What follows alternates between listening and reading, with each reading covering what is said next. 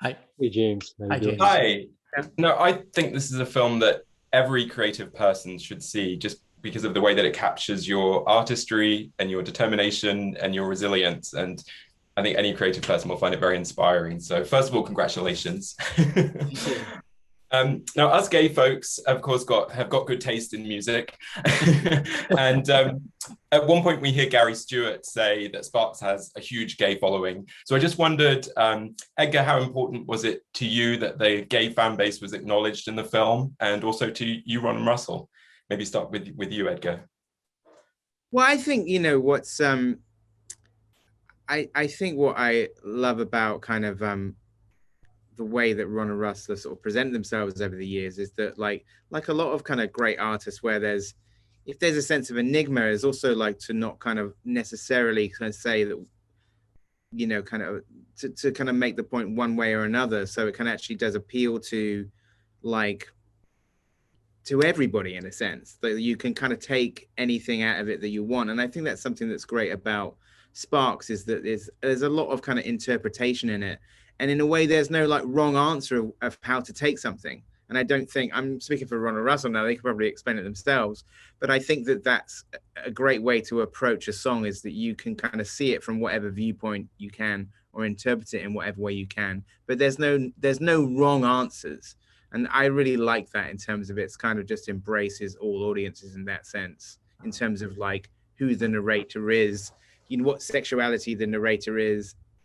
I think the other thing as well was I did like there was some stuff that I didn't get into like sort of just time wise and stuff, but one of my favorite interviewees actually was talking to Andy Bell, and he did say actually that like there were like songs that were like big hits at Heaven in London, and one particular one I didn't manage to get this in the documentary, but he sort of said that music that you could dance to was like a floor filler at Heaven in London, and that made me very happy because I could imagine that like it's that song, which maybe is not as big as it should have been, was a smash at that one club. And I like that. And how about for you, Ron and Russell, just the importance of acknowledging your gay fan base in the documentary?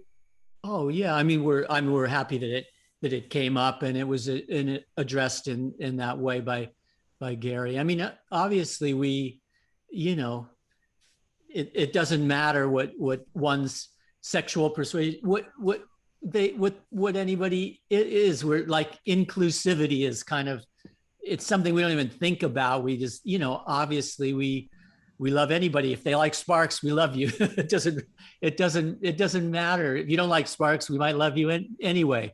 But just when things get so pigeonholed that it's this or it's this, we think there's like broader ways to look at things, and we've always been that way when people put things into like some specific box or something, that's what you are, that's what you aren't. I mean, we like, even what Edgar touched on, just kind of the ambiguity of situations. It's all of that is, and the enigma, it's all makes the whole story intriguing and stuff in a certain way. And so obviously we're indebted to everybody that likes Sparks. And we yeah, I mean, don't know I how else think to say it better.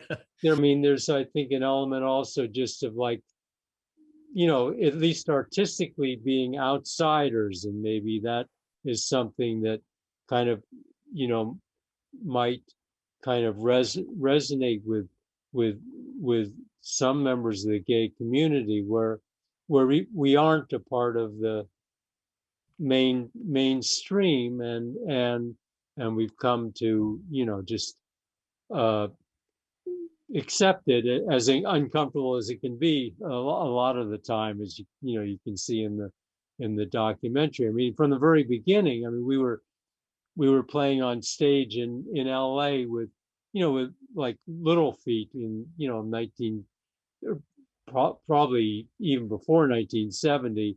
And so we're coming on stage with paper mache boats, and floats, and so we've always been kind of like kind of shoved to a different areas. So I think that there's kind of a kinship there, just as far as the sensitivity of to issues where an acceptance by the mainstream, whatever that tends to mean, isn't always there.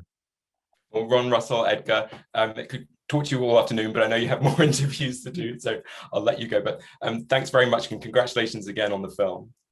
Thank you. Thank you very much.